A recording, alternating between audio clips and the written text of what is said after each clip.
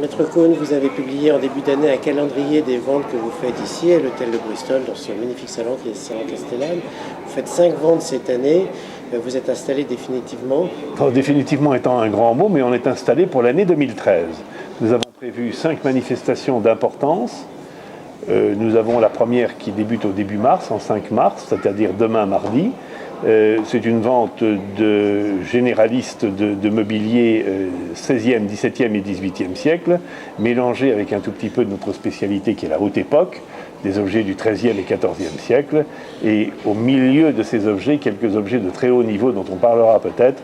Il s'agit d'objets montés du 18e siècle, dont la paire de vases en jaspe et taillerie de Kilam de Russie, qui représente l'expansion de l'art français au XVIIIe siècle en Russie, au temps de la Grande Catherine. Et au mois de mai, vous avez une vente un peu innovante. Alors au mois de mai, nous allons ouvrir le département des tableaux modernes et contemporains. Nous avons déjà présenté dans cette exposition en preview un merveilleux bronze, le baiser de Rodin, la 3e réduction. C'est une fonte du vivant de l'artiste de 1907 et ce sera l'une des pièces maîtresses. Nous aurons des tableaux cubistes russes des années 1917 et des tableaux impressionnistes. J'ai vu que vous participiez, que la maison participe aux journées qui ont lieu début avril prochain, qui sont les journées européennes des métiers d'art. C'était une façon d'associer les métiers d'art au marché de l'art?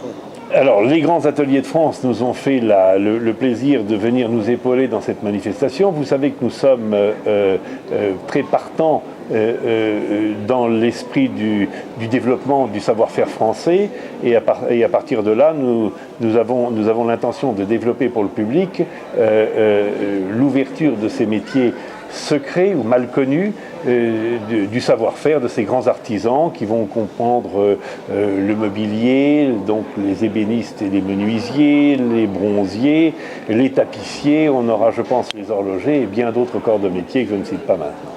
Quand on se promène en ce moment avenue Matignon, on voit sur les devantures des galeries des grandes affiches qui font la publicité de cette vente aujourd'hui. Le mois dernier, c'était une affiche pour une vente privée. C'est une façon de vous mettre en valeur dans ce quartier, d'être remarqué, de faire de publicité. C'est une façon d'informer d'abord le public de ce que nous faisons. C'est l'essentiel, le but essentiel de ces grandes affiches, comme vous dites, qui sont en effet très publicitaires.